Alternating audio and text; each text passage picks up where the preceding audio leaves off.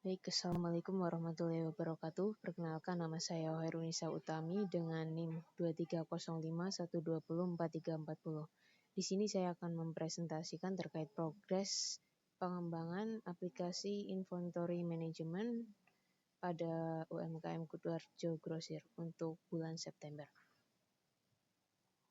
Nah, pertama adalah terkait overview. Jadi UMKM Kutuarjo Grosir itu membutuhkan sebuah sistem yang mampu mengelola stok produk secara efisien. Karena selama ini pengelolaan stok yang dilakukan di UMKM tersebut secara manual melalui buku catatan. Serta untuk stoknya terpisah antara penjualan offline serta online. Nah, tujuan dari pembuatan sistem ini adalah untuk mengembangkan sebuah aplikasi inventory management yang ditujukan khusus kepada UMKM Kutuarjo Grosir. Yang kedua adalah untuk mengintegrasikan API dari Shopee agar stok otomatis terupdate. Dan yang ketiga adalah memberikan fitur transaksi offline dan laporan harian yang mudah digunakan. Selanjutnya untuk progres bulan September yang sudah saya kembangkan, ada beberapa kegiatan yang telah terrealisasi. Di antaranya yang pertama adalah melakukan wawancara dengan user atau pemilik UMKM. Kemudian yang kedua adalah menganalisis kebutuhan fitur utama untuk aplikasi ini. Dan yang ketiga adalah merancang 5 tabel utama dalam database berdasarkan hasil dari analisis kebutuhan user. Dan yang keempat adalah membangun backend API menggunakan framework Laravel. Terakhir, berhasil menguji dan membuat dan menguji routing API untuk pengelolaan produk, transaksi, serta data harian. Oke, untuk tahap pertama yaitu terkait kebutuhan dan fitur. Yang pertama di minggu pertama bulan September sudah dilakukan wawancara terhadap user serta analisis kebutuhan. Berikut adalah hasil wawancara dengan user serta selanjutnya adalah tahap menganalisis kebutuhan. Jadi ada kebutuhan fungsional dan kebutuhan non-fungsional yang didefinisikan berdasarkan hasil dari wawancara user. Nah, berdasarkan analisis dari kebutuhan fungsional serta non-fungsional, maka didapatkan fitur-fitur pada aplikasi yang perlu dikembangkan. Di antaranya ada fitur manajemen produk, kemudian fitur manajemen transaksi yang mengelola transaksi online maupun offline, kemudian ada integrasi dengan API dari online shop Shopee.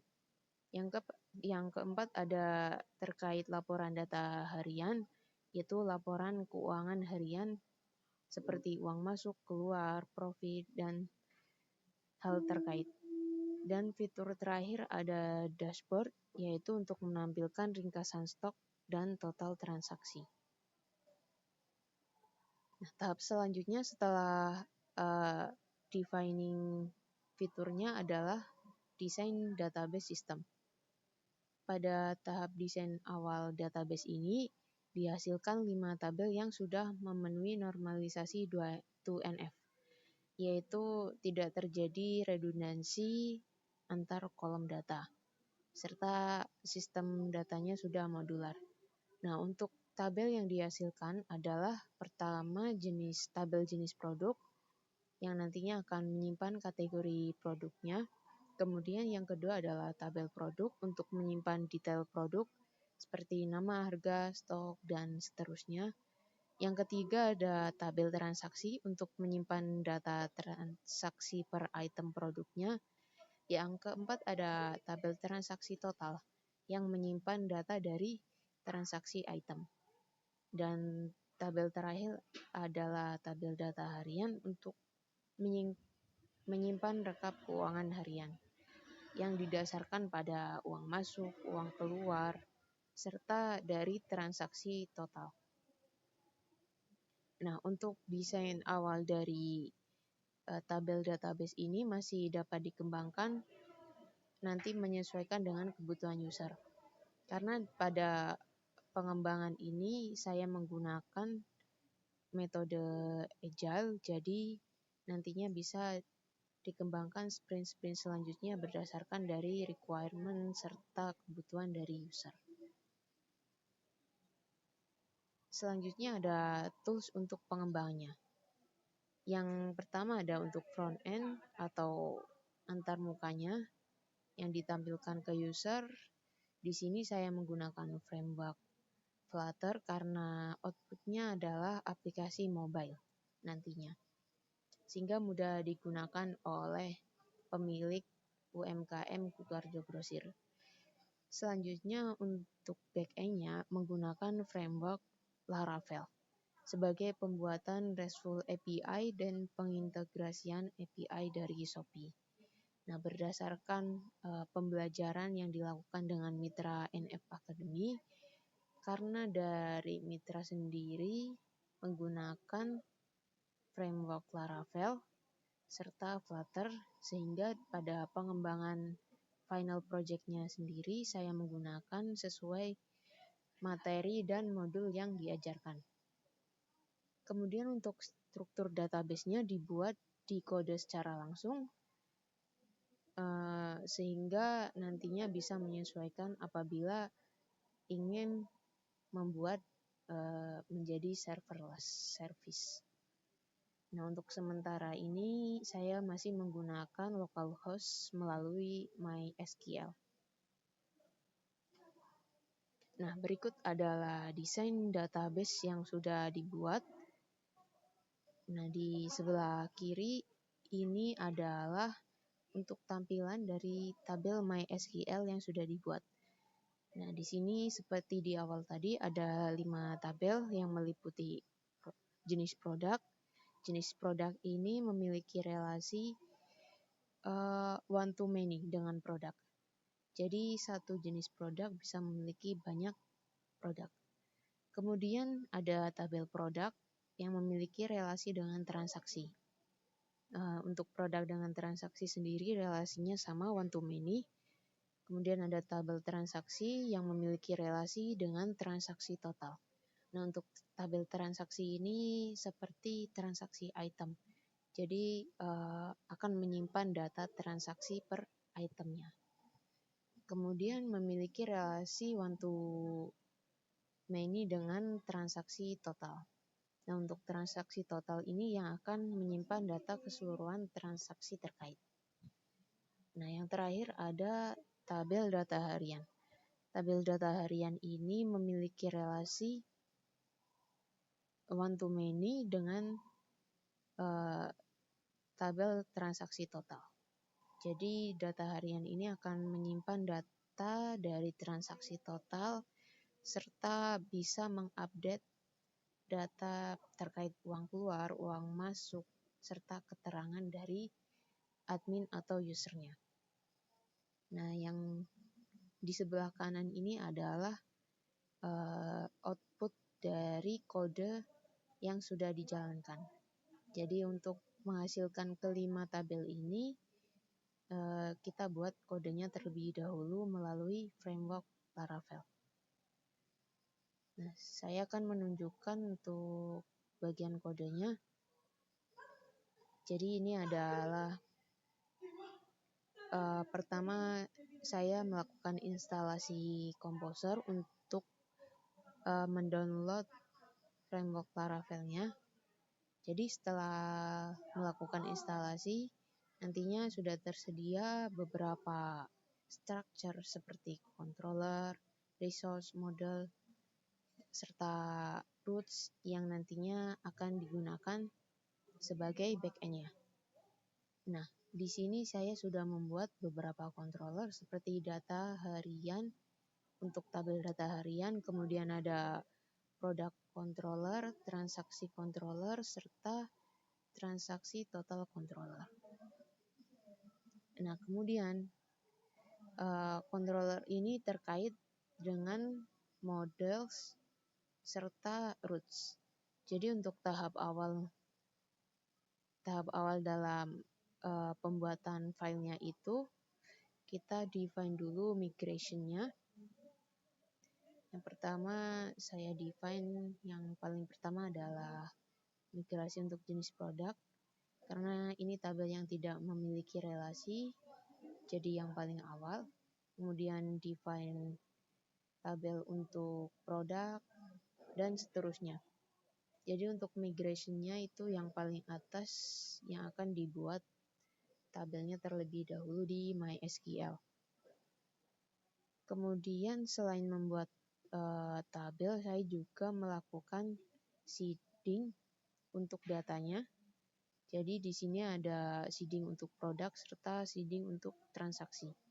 Nah, di transaksi ini sudah terkait semua yang lainnya seperti total transaksi serta data harian. Nah, berikut untuk kodenya. Masih dummy data, jadi pertama saya buat secara manual di MySQL untuk jenis produknya, kemudian melakukan seeding dari kode untuk tabel produk serta tabel lainnya. Tabel lainnya ini meliputi tabel transaksi, tabel total transaksi, dan tabel data harian. Nah, dan terakhir adalah membuat roots-nya. Jadi sebelumnya sudah melakukan install API library bawaan dari framework Laravel-nya, sehingga otomatis terbuat file baru yaitu api.php. Nah, di sini saya definisikan berbagai roots untuk mengakses servernya atau mengakses database. Nah, di sini ada 4 roots yang didefinisikan terkait produk, data harian, transaksi, serta transaksi total. Nah, ini menggunakan konsep CRUD atau create, read, update, dan delete.